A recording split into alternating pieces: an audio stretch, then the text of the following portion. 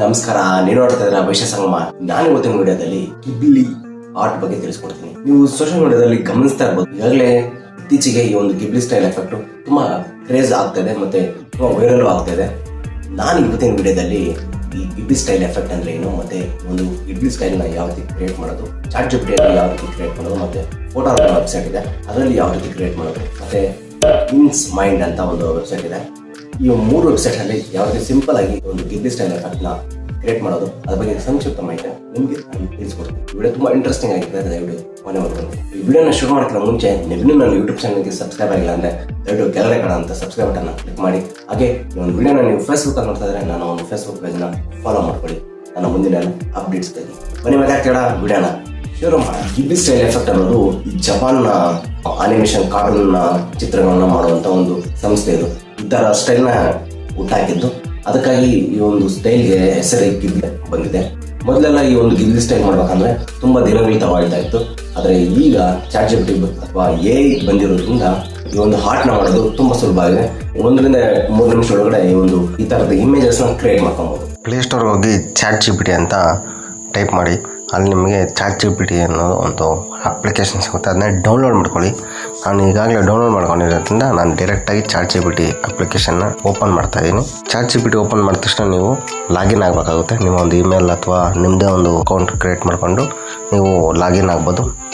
Login ಆದ ತಕ್ಷಣ ಈ ರೀತಿ ಯೂಸರ್ ಇಂಟರ್ಫೇಸ್ ಕಾಣಿಸುತ್ತೆ. ಇಲ್ಲಿ ನಿಮಗೆ ಆಸ್ಕ್ ಎನಿಥಿಂಗ್ ಅಂತಿದೆ, ಇಲ್ಲಿ ಕೆಳಗಡೆ ಮೀಡಿಯಾ ಇದೆ, ಅದ್ರ ಪಕ್ಕದಲ್ಲಿ ಸರ್ಚ್ ಇದೆ, ಮತ್ತು ರೀಸನ್ ಇದೆ, ಅದ್ರ ಪಕ್ಕದಲ್ಲಿ ವಾಯ್ಸ್ ಸ್ಟಾರ್ಟ್ ಮಾಡ್ಬೋದು. ಈ ರೀತಿಯಾಗಿ ನೀವು ವಾಯ್ಸ್ ಟ್ಯಾಪ್ನ ಮಾಡಿಕೊಂಡು ನೀವು ವಾಯ್ಸ್ ಮೂಲಕನೇ ಕಮೆಂಟ್ ಕೊಡ್ಬೋದು. ಇಲ್ಲಿ ಟೈಪ್ ಮಾಡೋಣ, ಕ್ರಿಯೇಟ್ ದಿಸ್ ಫೋಟೋ ಇಂಟು ಗಿಬ್ಲಿ ಅಂತ ಹೊಡಿತೀನಿ. ಮತ್ತು ನಿಮ್ಗೆ ಯಾವ ಫೋಟೋ ಬೇಕೋ ಅದನ್ನ ಸೆಲೆಕ್ಟ್ ಮಾಡ್ಕೊಳ್ಳಿ. ನಾನು ಆ್ಯಡ್ ಮಾಡ್ತಾಯಿದ್ದೀನಿ. ಈಗ ಲೋಡ್ ಆಗುತ್ತೆ. ಲೋಡ್ ಆದ ತಕ್ಷಣ ಇಲ್ಲಿ ಕೆಳಗಡೆ ಕಾಣಿಸ್ತಾ ಇರ್ಬೋದು ಅಪ್ಲೋಡ್ ಅಂತ, ಅದು ಎಂಟರ್ ಮಾಡಿ ಅದ್ರ ಮೇಲೆ ಕ್ಲಿಕ್ ಮಾಡಿ ಆ ಫೋಟೋ ರಿಕ್ವೆಸ್ಟ್ ಸೆಂಡ್ ಆಗಿರುತ್ತೆ. ನೋಡ್ತಾ ಇರ್ಬೋದು ಗೆಟಿಂಗ್ ಸ್ಟಾರ್ಟೆಡ್ ಅಂತ ಬರ್ತಾಯಿದೆ ನೋಡಿ. ಆಟೋಮೆಟಿಕ್ಕಾಗಿ ಫ್ರಾಕ್ಷನ್ ಆಫ್ ಸೆಕೆಂಡ್ಸಲ್ಲಿ ನಿಮ್ಮ ಒಂದು ಗಿಬ್ಲಿಂಗ್ ಫೋಟೋ ಕ್ರಿಯೇಟ್ ಆಗಿರುತ್ತೆ. ನಂತರ ಬೇಕಾದ್ರೆ ಅದ್ಮೇಲೆ ಟ್ಯಾಪ್ ಮಾಡಿ ನಿಮಗೆ ಇಲ್ಲಿ ಕಾಣಿಸ್ತಾ ಇರ್ಬೋದು ಕೆಳಗಡೆ ಡೌನ್ಲೋಡ್ ಅಂತಿದೆ, ಮತ್ತು ಎಡಿಟ್ ಅಂತಿದೆ, ಮತ್ತು ಶೇರ್ ಅಂತಿದೆ. ನೀವು ಡೌನ್ಲೋಡ್ ಬೇಕಾದ್ರೆ ಡೌನ್ಲೋಡ್ ಮಾಡ್ಕೊಬೋದು, ಎಡಿಟ್ ಬೇಕಾದ್ರೆ ಈ ಫೋಟೋದಲ್ಲಿ ಯಾವ್ದು ಬೇಡ ಅದನ್ನ ನೀವು ಎಡಿಟ್ ಮಾಡ್ಕೊಬೋದು. ಇಂಥ ಪೋರ್ಷನ್ ಬೇಡ ಅಂತ ನೀವು ಸೆಲೆಕ್ಟ್ ಮಾಡಿದರೆ ಈ ಮೂಲಕ ಅತಿ ಸುಲಭವಾಗಿ ನಿಮ್ಮ ಫೋಟೋನ ಗಿಬ್ಲಿ ಮಾಡ್ಬೋದು. ಫೋಟೋ ನನ್ನ ವೆಬ್ಸೈಟು, ಮತ್ತೊಂದು ಗಿಬ್ಲಿ AI ಜನರೇಟರ್ ವೆಬ್ಸೈಟು. ನಾನೀಗ ಕನ್ವರ್ಟ್ ಫೋಟೋ ಇಂಟು ಗಿಬ್ಲಿ ಸ್ಟೈಲ್ ನಾವು ಅಂತಿದೆ, ಅದ್ಮೇಲೆ ಕ್ಲಿಕ್ ಮಾಡಿದ ತಕ್ಷಣ ನಾನೊಂದು ಫೋಟೋನ ಸೆಲೆಕ್ಟ್ ಮಾಡ್ಕೊತಿದ್ದೀನಿ.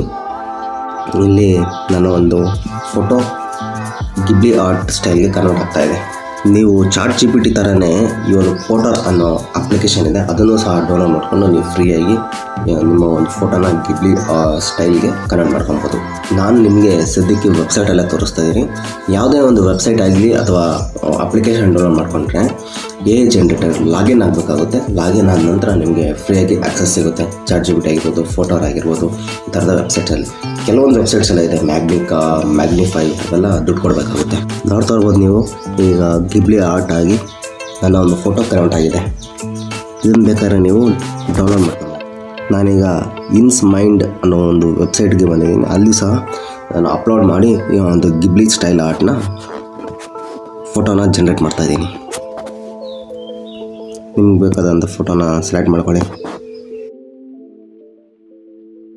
ನೋಡ್ತಾ ಸೆಲೆಕ್ಟ್ ಮಾಡ್ಕೊಂಡಿದ್ದೀನಿ. ಮತ್ತು ನಿಮಗೆ ಯಾವ ಸ್ಟೈಲ್ ಬೇಕೋ ಆ ಸ್ಟೈಲಲ್ಲಿ ಅದನ್ನ ಆಯ್ಕೆ ಮಾಡ್ಕೊಬೋದು. ನಿಮ್ಗೆ ಯಾವ ಸ್ಟೈಲ್ ಬೇಕೋ ಆ ಸ್ಟೈಲ್ ಪ್ರಿಫರ್ ಮಾಡ್ಬೋದು. ಇಲ್ಲಿ ನಿಮಗೆ ಕಾಣಿಸ್ತಾ ಇರ್ಬೋದು ಯಾವ ರೀತಿಯಾಗಿ ನಾನು ಒಂದು ಫೋಟೋ ಗಿಬ್ಲಿ ಸ್ಟೈಲ್ಗೆ ಕನ್ವರ್ಟ್ ಆಯಿತು ಅಂತ.